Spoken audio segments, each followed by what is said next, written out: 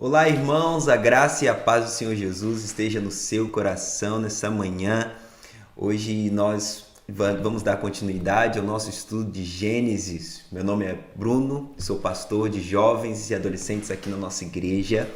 E o pastor Leonardo me deu a missão de compartilhar com você esta mensagem hoje, da sequência nesse estudo tão poderoso que estamos tendo aqui em nossa igreja, em nossas lives aqui no YouTube. Eu acredito que você está sendo tremendamente abençoado, como eu também, que estou acompanhando.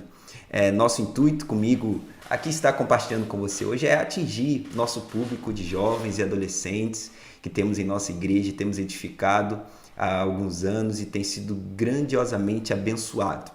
Eu quero esperar, como sempre fazemos, aqueles 3 minutos para que todos os irmãos possam entrar, quem está nos acompanhando.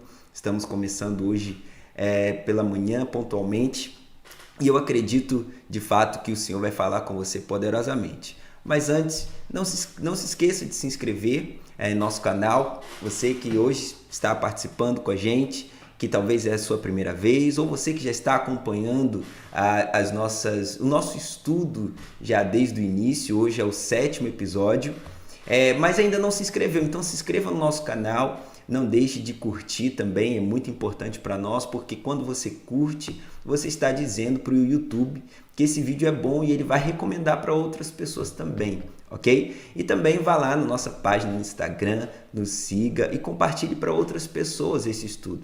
Nós temos recebido muitos feedbacks de irmãos que têm sido tremendamente marcados, abençoados com esses estudos.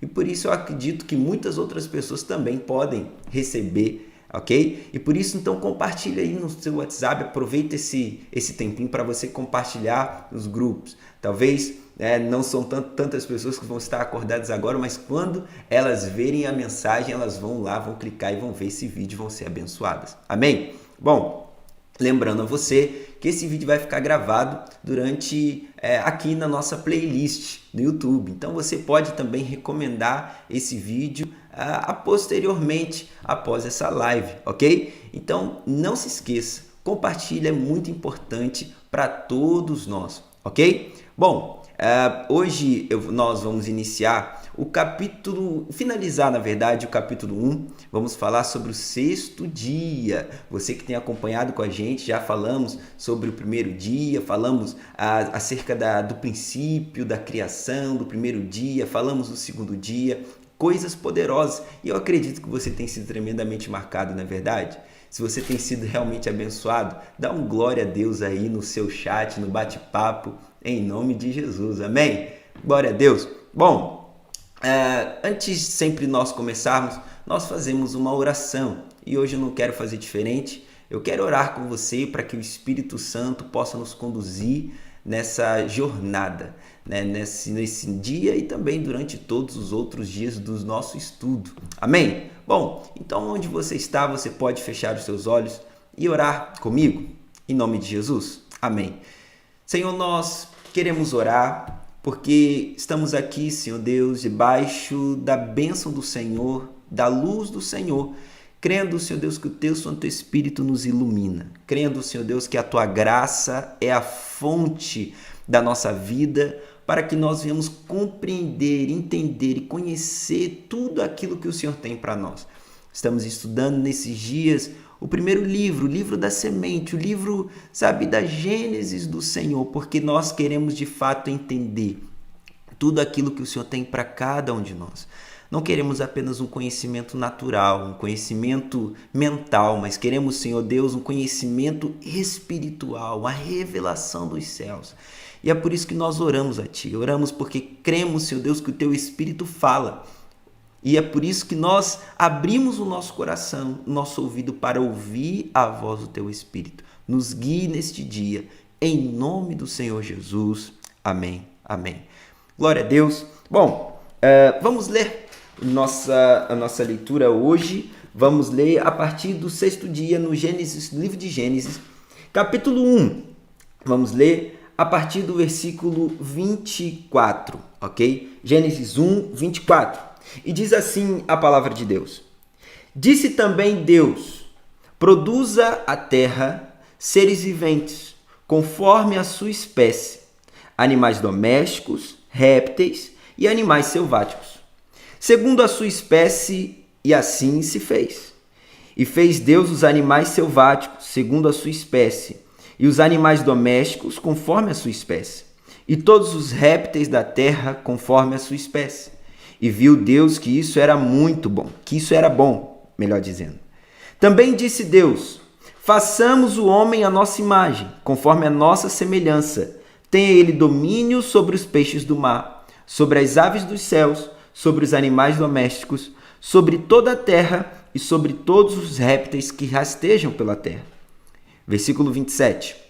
Criou Deus, pois, o homem à sua imagem, a imagem de Deus o criou.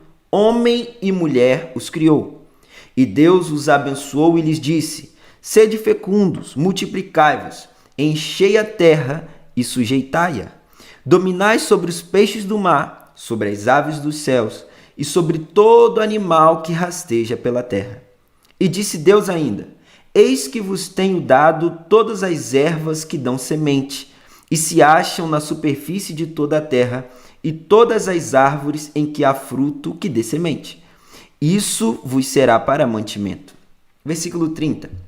E a todos os animais da terra, e a todas as aves dos céus, e a todos os répteis da terra, em que há fôlego de vida, toda erva verde lhe será para mantimento. E assim se fez. E viu Deus tudo quanto fizera, e eis que era muito bom. Houve tarde e manhã, o sexto dia. Amém? Bom, com essa leitura nós finalizamos o capítulo 1. Esse capítulo, essa parte, essa porção que nós lemos, é uma porção muito poderosa da palavra de Deus, porque esse dia ele é o ápice da criação de Deus, porque fala da criação do ser humano, fala da criação da qual foi o objetivo de Deus todos os outros dias, todas as outras criações, toda outra criação, toda a preparação de Deus para a terra foi para culminar neste dia. E aqui nós temos verdades poderosíssimas que eu quero estudar com você minuciosamente agora. Sabe, quando nós estudamos o livro do Gênesis, nós estamos voltando à nossa origem para descobrir coisas. E uma das coisas mais importantes que nós vemos aqui na criação do homem é entender o propósito de Deus. Quando Deus cria o homem com um propósito. Quando Deus coloca o homem na terra, neste ambiente inicial, você vai perceber que Deus tinha um propósito para esse homem. E quando nós lemos essa porção, nós percebemos de fato aquilo que está no centro do propósito de Deus para o homem.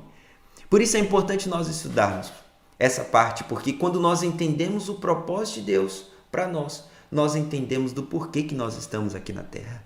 Nós entendemos o porquê que nascemos. Sabe, trabalhando com muitos jovens e adolescentes, muitos deles me perguntam: pastor, por que eu existo? Por que eu nasci?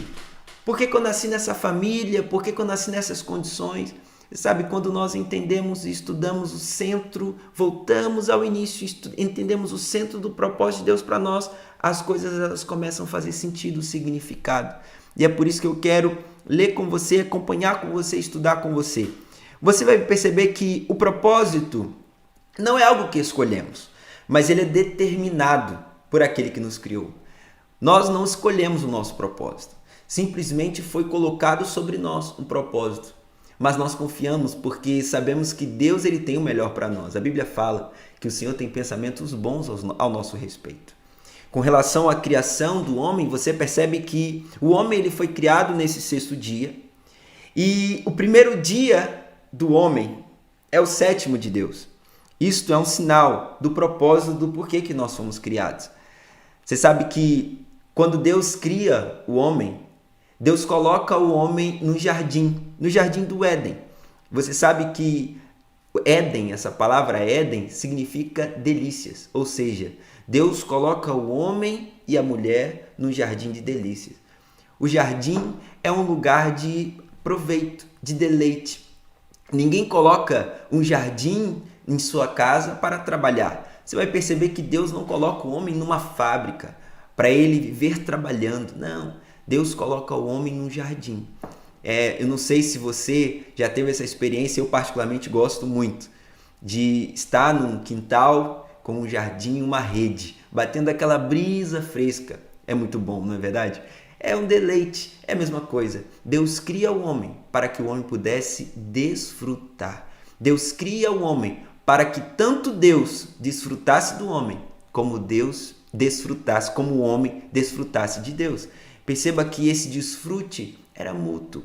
E essa é a vontade de Deus para nós, que nós venhamos nos relacionar com Deus, ok? No versículo 26, acompanhe aí na sua Bíblia, você vai ver com relação à criação do homem.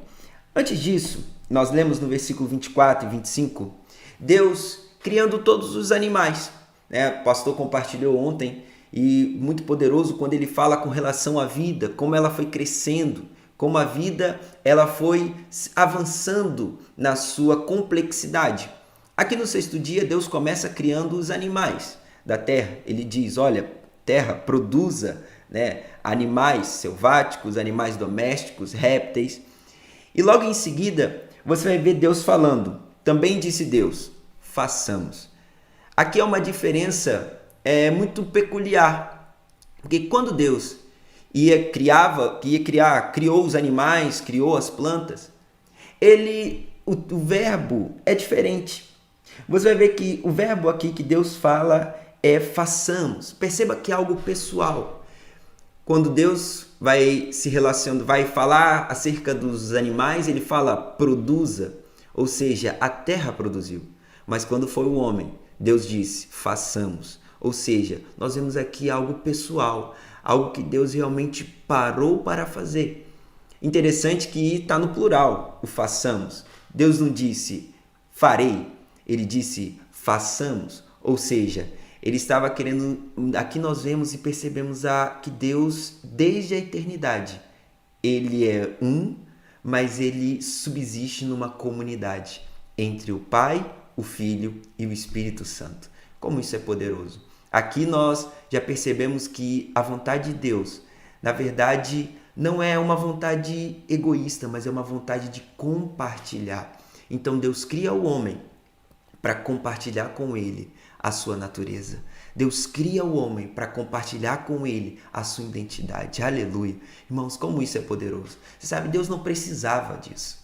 Deus, ele não cria o homem porque ele estava sozinho, carente. Não, Deus cria o homem porque na sua soberania ele decidiu compartilhar a sua vida conosco. Assim como já havia um compartilhamento entre o Pai, o Filho e o Espírito Santo de Deus. Aleluia.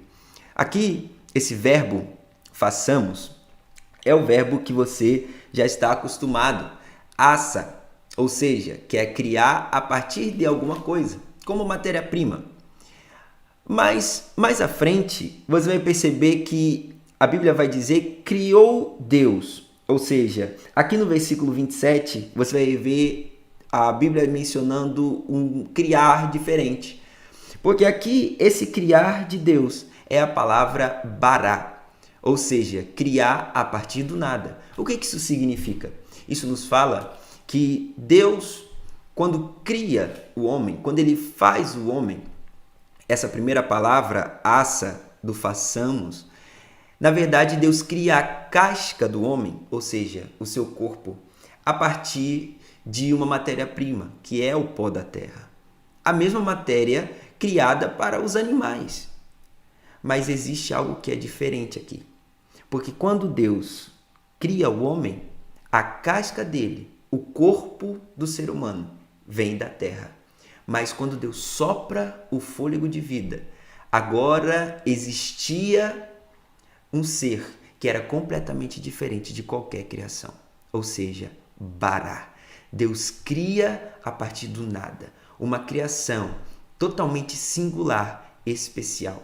Porque você vai perceber claramente que Deus cria o homem à sua semelhança. Isso é muito interessante, porque quando nós vemos que Deus cria o homem à sua semelhança, à sua imagem, isso fala de um ser que é um ser pensante, um ser que tem uma vontade, que tem emoções, um ser que tem espiritualidade, ou seja, dentro do homem há uma necessidade de buscar as coisas de Deus, de buscar o Criador. Eu trouxe aqui um carrinho miniatura para dar uma ilustração, mais ou menos, do que é essa imagem e semelhança. Sabe, esse carrinho, ele foi feito por uma empresa, e essa empresa, ela tomou os cuidados necessários para que esse carrinho fosse o mais fiel possível ao carro original. Esse é um carro, é uma Lamborghini Murciélago. E você vai perceber que esse é um carrinho que ele tem as feições dele que lembram exatamente o carro. Talvez você não conheça muito bem carro, mas quem conhece, quando ele olha para esse carrinho aqui, ele automaticamente faz lembrar do carro original. Mal comparando, Deus nos criou mais ou menos como esse carrinho, que nos faz lembrar. Ou seja, esse carrinho é a imagem e a semelhança do carro original. É óbvio que esse carrinho, ele não tem o mesmo poder, ele não tem o mesmo tamanho. Ou seja, por mais que nós tenhamos sido criados à imagem e semelhança de Deus, nunca seremos igual a Deus no sentido de ser Deus, como Ele é. A verdade é que Deus nos cria a sua imagem e a sua semelhança para que nós venhamos nos relacionar com Ele e expressar, ok? Isso é muito poderoso. Uma ilustração muito fiel que nós percebemos é a ilustração da luva. Quando Deus nos criou, Ele nos criou à imagem e semelhança. Ou seja, a luva, ela tem a mesma imagem da mão. E você sabe o que é interessante? Que a luva, ela só faz sentido quando a mão está dentro dela. Sabe o que isso significa? Que Deus nos criou para sermos um vaso, ou seja, para contermos a Deus. Deus, Ele nos criou para que nós venhamos ter Ele dentro de nós. Então, nós somos vasos de Deus para que Ele seja o nosso conteúdo. O vaso, ele tem apenas uma função de conter uma água ou então conter flores. O vaso, ele tem uma função de conter algo, ok? Então, da mesma forma, a luva, ela é a imagem e a semelhança de Deus. E ela só faz sentido quando a mão está dentro dela. A luva, sem a mão, ela se torna um ser totalmente inanimado, sem forma, vazio. Mas quando a mão entra dentro da luva, a luva então ela tem forma. A luva então, você percebe que ela tem um propósito, um sentido. Quando a mão, melhor dizendo, está dentro da luva, você vai perceber que a luva então, ela começa a ter vida, da mesma forma nossa. Quando Deus preenche o nosso coração, aí sim há sentido na nossa vida. E a verdade é que não importa qual seja o homem ou a mulher, não importa o ser humano, todo mundo vai ter uma necessidade de ter Deus dentro dele. Por quê? Porque essa foi o propósito de Deus, essa foi o início, a criação de Deus. Perceba que muitas pessoas elas ficam procurando coisas para conterem a vida dela. O dinheiro, a fama, o trabalho, muitas vezes bens materiais como o carro, a casa, muitas vezes são vícios, as drogas, relacionamentos, ou seja, nada mais é do que o homem tentando colocar algo que está dentro dele, que é um vazio enorme. Mas assim como a luva, a única coisa que preenche exatamente o vazio do homem é o Senhor. Assim como a luva é preenchida pela mão, o ser humano é preenchido por Deus, Então, não adianta nós buscarmos em outro lugar algo para preencher o nosso coração. Somente Deus pode preencher o seu coração.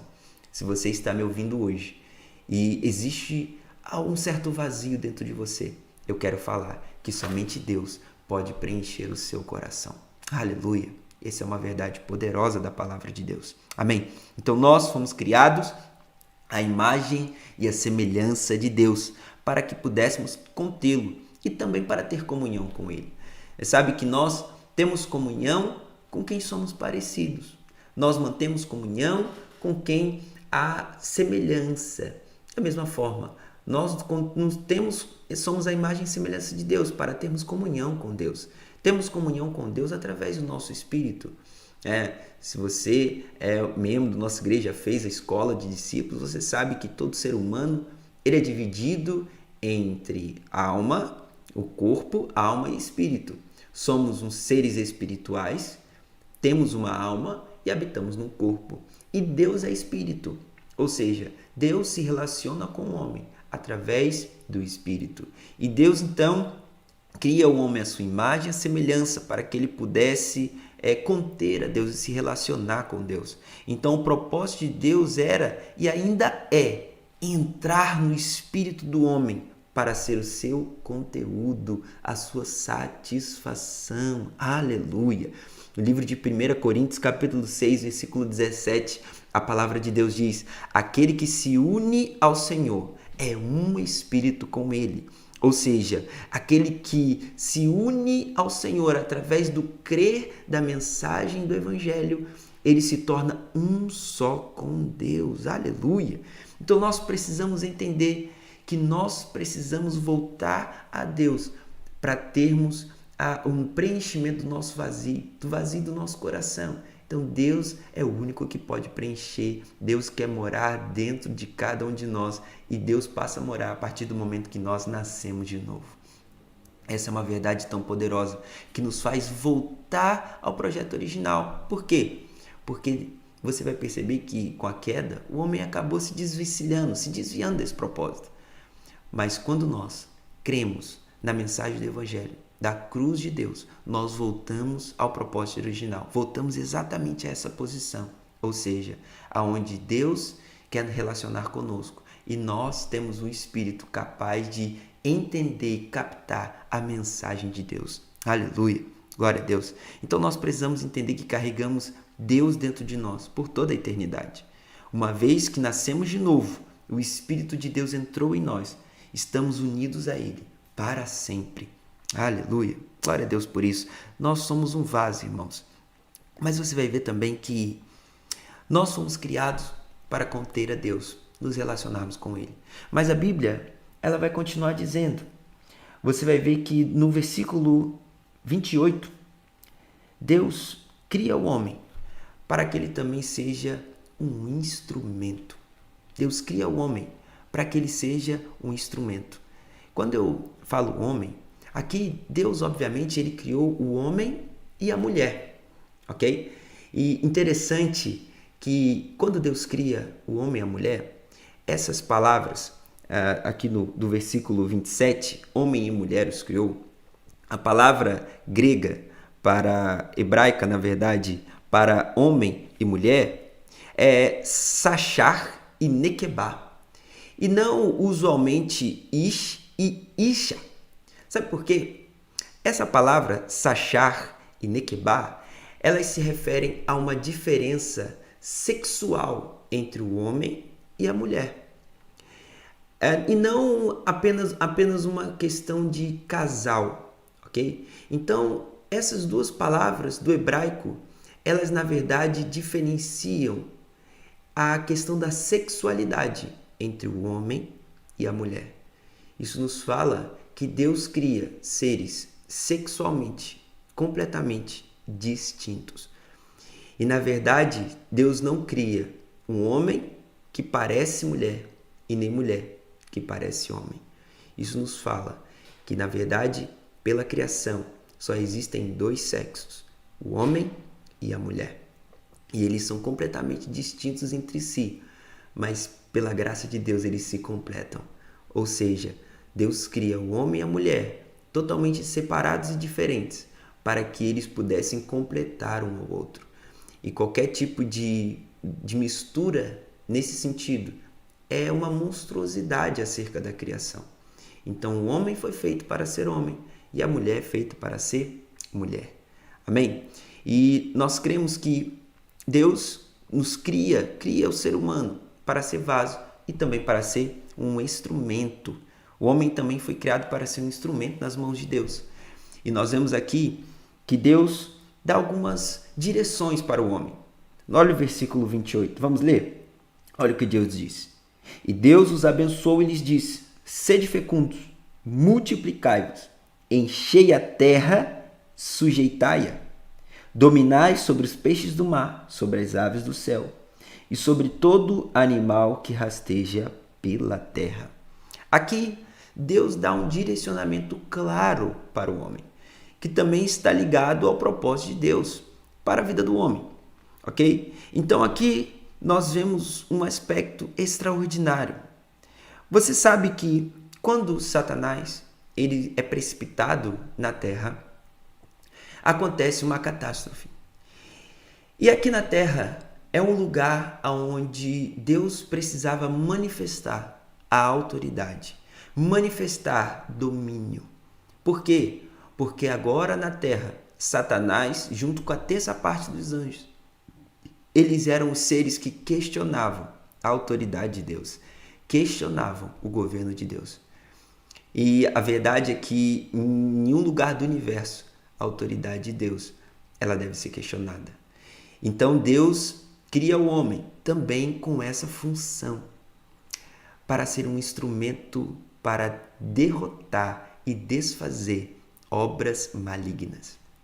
Isso, nós vemos uma manifestação extraordinária da graça de Deus aqui. Sabe por quê? Porque a verdade é que Deus não precisava de nós. Deus não precisa de mim. Deus não precisa de você.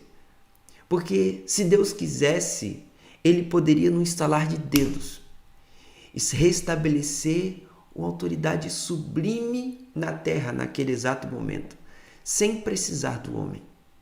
Mas aqui, misteriosamente, na soberania dele, ele decidiu nos criar e colocar em nós, sabe, o dever de sermos cooperadores, servos, naquilo que era a missão dele, estabelecer o seu governo, a sua autoridade, o seu reino aqui na terra. Então Deus deu ao homem a autoridade para exercer domínio, como se fosse o próprio Deus. Irmão, que verdade poderosa! Deus nos fez a sua imagem, Deus nos fez a sua semelhança, para que nós pudéssemos ser como Ele e estabelecer a autoridade dele aonde nós estivéssemos. Então, ilustrando, quem visse Adão, ele na verdade estava vendo Deus. Por quê? Porque Adão representava Deus, pois era semelhante a ele. Assim, porque ele tinha imagem, ele exercia domínio. Imagem é para expressar domínio, para exercer autoridade, para estabelecer um reino. Então, eu quero falar para você que você precisa grifar essas duas palavras. Conserve na sua mente agora essas duas palavras: imagem e domínio. Imagem e domínio. Essas duas palavras são fundamentais, importantíssimas para a nossa vida hoje. Imagem e domínio. Porque temos a imagem, exercemos o domínio. Imagem é para expressar o domínio, para exercer autoridade, para fincar a bandeira do reino de Deus na terra. Imagem e domínio. Você sabe que essas duas palavras, imagem e domínio, elas são fundamentais desde o tempo da antiga aliança, desde o tempo da criação. Você sabe que o livro de Gênesis é uma semente, ok? E você vai perceber a semente desse princípio, imagem e domínio, ganhando forma em toda a palavra de Deus. Tanto que no Antigo Testamento, na Antiga Aliança, na lei, existiam 3 personagens que eram fundamentais para o estabelecimento do povo de Deus: o sacerdote, o rei e o profeta. E cada uma dessas 3 funções, desses 3 cargos, vamos dizer assim, dessas 3 pessoas, eles tinham uma função importantíssima dentro do povo de Deus, ok? O sacerdote era aquele que representava o homem diante de Deus. Ou seja, o sacerdote é aquele que ia até Deus em favor do homem. Que naquela época Deus não falava com todos, Deus falava com o sacerdote. O sacerdote era aquele que entrava no Santo dos Santos, é aquele que entrava na presença de Deus, na Arca da Aliança, para propiciar os pecados de todo o povo. Esse era o sacerdote. O rei, ele tinha uma função de exercer domínio, né? Então o rei, ele era aquele que dominava a imagem de Deus. Se um rei, e você vai perceber isso no livro de 1ª e 2ª Reis, quem sabe em breve a gente não faça um estudo desses livros, que quando um rei ele era cheio do Espírito, quando um rei ele exercia a imagem de Deus, ele se relacionava com Deus, quando um rei ele era um rei segundo o coração de Deus, o povo vencia exércitos, o povo prosperava, o povo crescia. Mas quando você vê um rei que não queria saber de Deus, que rejeitava Deus no seu coração, que não cumpria os mandamentos do Senhor, o povo perecia. Ou seja, o rei, ele é aquele que exerce a imagem de Deus. E o profeta? O profeta, ele era a boca de Deus. Ou seja, ele era aquele que ouvia Deus e falava a mensagem de Deus para o povo. Mas eu quero exercer e utilizar aqui apenas 2 personagens. O sacerdote e o rei. O sacerdote e o rei. Porque o sacerdote e o rei, eles estão intimamente conectados com o que é a imagem e o domínio. O sacerdote era aquele que se relacionava com Deus, aquele que ia até Deus. O rei era aquele que exercia o domínio. Nós vemos aqui 2 funções, mas você vai perceber que essas funções elas estão intimamente conectadas, porque o sacerdócio, ele introduz a realeza. Ou seja, quanto mais nós nos relacionamos com Deus, quanto mais nós gastamos tempo com Deus, mais nós vamos exercer domínio. Quanto mais tempo nós gastamos para estar com o Senhor, quanto mais tempo nós oramos, quanto mais tempo nós nos relacionamos com Deus, mais autoridade nós vamos ter. Davi, ele foi um dos maiores reis que Israel teve. E ouso dizer que essa terra já viu. Por quê? Porque antes dele ser rei, ele era alguém que tinha um coração segundo o coração de Deus. Ele era um pastor cheio do Espírito. Ele era um pastor que se relacionava com Deus. Foi por isso que ele foi colocado na realeza. E quando ele chegou lá, ele exerceu domínio como se fosse o próprio Deus. Óbvio, ele errou, ele pecou, ele era um homem como nós. Mas você vai ver que como rei, Davi exerceu e cumpriu o propósito de Deus. Ou seja, para que nós venhamos reinar, nós precisamos ser sacerdotes. A Bíblia vai falar no livro de 2 Pedro que o Senhor estabeleceu um reino de sacerdotes. Ou seja, o Senhor nos chamou para reinarmos, mas para reinarmos com o coração de sacerdote. Ou seja, aqueles que querem se relacionar com Deus, que buscam o Senhor, que estão diante da Arca da Aliança, da presença de Deus. Aleluia! Essa é uma verdade poderosa. Quanto mais tempo nós gastamos com Deus, mais autoridade nós vamos ter. Mas autoridade para quê, pastor? Devemos reinar sobre o quê? Você vai ver que Deus ele falou para sujeitar, dominar sobre as aves, sobre os peixes. Aqui, as aves do céu e os peixes do mar, eles simbolizam demônios, simbolizam circunstâncias, muitas vezes. Então, você vai perceber que Deus cria o homem para que ele pudesse reinar, estabelecer o propósito de Deus na terra. Então, Deus nos criou para resolver uma questão. A questão de que quando Satanás foi precipitado, agora a autoridade de Deus, ela era questionada. Então nós estamos aqui na terra para desfazer as obras do diabo, desfazer obras malignas.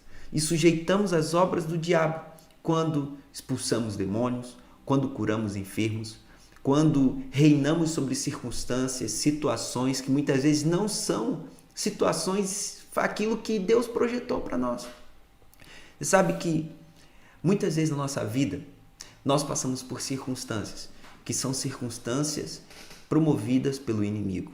Mas eu quero dizer para você que a autoridade de Deus está sobre sua vida.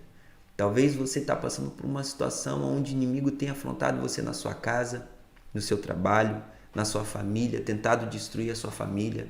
Talvez o inimigo tenha feito muitas vezes a cabeça do seu filho, mas eu quero dizer para você que o Senhor colocou sobre você a chave do reino dos céus. E nós temos autoridade, você tem autoridade, porque você foi feito à imagem e semelhança de Deus. E nós vencemos essa guerra quando nós vamos para o joelho diante do Senhor. Ou seja, quando temos a imagem, exercemos o domínio. As guerras que nós enfrentamos são as guerras que o Senhor venceu por nós. Romanos capítulo 16, versículo 20, a Bíblia vai dizer: e o Deus da paz, em breve, esmagará debaixo dos vossos pés a Satanás. Quem esmaga é o Senhor, é o próprio Deus. E nós vemos isso na cruz do Senhor. Em Cristo, Satanás foi derrotado. Por isso nós não precisamos mais ficar, acanhados. Não precisamos mais ficar amedrontados. Você não precisa ficar atemorizado. Esses dias, uma irmã chegou para mim e falou: pastor, uma pessoa falou para mim de um sonho. E ela sonhou comigo e viu um grande urubu saindo da minha casa. E ela falou: pastor, eu tô com medo. Eu virei para ela e disse: olha, irmã, você não precisa ficar com medo. Sabe por quê? Porque você é amada e a autoridade de Deus está sobre você. Talvez você esteja com medo de alguma situação, de algo, mas eu quero declarar sobre a sua vida e dizer, alertar você para que você possa abrir os seus olhos e ver que o Senhor é com você. Ele vence as nossas guerras, Ele batalha as nossas batalhas. E pela autoridade dEle, nós podemos dizer para todo espírito maligno, toda investida do diabo, do inimigo na nossa vida, para bater em retirada. Porque a autoridade do Senhor foi concedida a nós. Aleluia! Você tem autoridade para sujeitar, para dominar espíritos malignos. Amém? Em nome de Jesus. Você vai ver também que Deus diz para o homem: olha, crescei e multiplicai. Ou seja, povoem a terra, frutifiquem, cresçam. Obviamente, você vai ter dois significados para essas direções. Primeiro, um crescer e multiplicar voltado biológico, ou seja, com relação à proliferação, com relação à multiplicação. Por que Deus fala isso para Adão? Porque ali, Adão ele era a imagem e semelhança de Deus, e quanto mais eles, Adão e Eva, se multiplicassem, mantivessem relações e fossem tendo filhos, aqueles filhos também seriam a imagem e semelhança de Deus. Sabemos que por causa do pecado, essa imagem ela foi deturpada. Mas quando nós voltamos ao propósito original, quando nascemos de novo, quando nós pregamos o Evangelho, outras pessoas nascem de novo, fazemos discípulos, nós estamos fazendo aquilo que Deus nos mandou fazer. Ou seja, crescer e multiplicar. Deus quer filhos. Deus quer muitos filhos. E Ele quer muitos filhos na terra. É por isso que nós devemos nos multiplicar. Aleluia! Glória a Deus! Esse é o propósito de Deus para todos nós. Mas você vai ver um pouco mais à frente que Deus libera uma bênção. Olha o que diz versículo 28. Versículo 28. Versículo 29, perdão. Na verdade, versículo 28 mesmo. Desculpe, irmãos. E Deus os abençoou. Ou seja, há uma bênção da parte do Senhor. Mas você sabe o que é interessante? Que essa bênção, ela é liberada no momento em que estamos no propósito. Há uma bênção de Deus para quando nós estamos no propósito. Depois de ter concluído o trabalho, você vai perceber que Deus abençoa o homem. Então, nós percebemos que a bênção não é algo aleatório. A bênção, ela está ligada para aqueles que estão debaixo do propósito. Quando estamos debaixo do propósito, há uma bênção de Deus liberada sobre nós. A bênção está no propósito. Por isso a importância de nós entendermos qual é o propósito de Deus para cada um de nós. Amém? E por último, aqui no versículo 29, você vai perceber que Deus então cria o mantimento. Deus diz, olha, eu vos tenho dado todas as ervas que dão semente e se acham na superfície de toda a terra e todas as árvores em que há fruto que dê semente. Isso vos será para mantimento. Ou seja, Deus libera a semente. Enquanto você vai perceber que dentro do propósito de Deus, há semente, há provisão. O Senhor ele não nos deixa perecer. Quando nós estamos nas mãos do Senhor, o Senhor não nos deixa perecer. Ele não falta mantimento. Ele não falta tudo aquilo que precisamos. Sabe, talvez você pode pensar, pastor, mas é difícil sujeitar, é difícil dominar, é difícil exercer, sabe, crescer, multiplicar, fazer discípulos. Sabe, irmãos, tudo que nós precisamos para exercer domínio, exercer a imagem, tudo que nós precisamos para ser um vaso, para ser um instrumento, o Senhor já nos deu. A provisão dele já está sobre nós e é o próprio Espírito, o Espírito Santo de Deus que nos capacita, sabe? E nos gera fome para buscar ao Senhor, nos gera autoridade, ousadia para exercermos e sermos instrumentos da parte do Senhor. No versículo 30, você vai perceber que Deus não só provê a nós, mas provê a todos os seres, todos os animais. Isso nos lembra Jesus dizendo, quando Jesus diz, olha, não se preocupe com o que há vez de comer ou de beber. Olhe para as aves do céu. Elas não trabalham. E você vai ver que elas têm um alimento. No livro de Mateus capítulo 6, o Senhor vai dizer isso, nos exortando, sabe, que nós devemos nos ater, nos manter firmes no propósito dele. Nos preocupar em quê? Em estabelecer o reino de Deus. Ou seja, exercer domínio, exercer autoridade. Esse é o propósito de Deus para nós. Não precisamos ficar ansiosos com coisa alguma, porque tudo que o Senhor já nos deu é o suficiente para exercermos autoridade, exercermos domínio. Amém? Glória a Deus. Sabe que quando nós entendemos esse verdadeiro propósito para nós, nós entendemos de fato que as circunstâncias, elas devem se dobrar ao nome de Jesus. E o nome de Jesus é o nome da qual nós servimos, é o nosso Rei. Aleluia! Que você possa ter sido muito abençoado hoje, nesta manhã. E eu creio que o Senhor, sabe, coloca sobre você a chave de Davi, que abre portas que ninguém pode fechar, que fecha portas que ninguém pode abrir. Essa é a autoridade do Senhor que está sobre nós.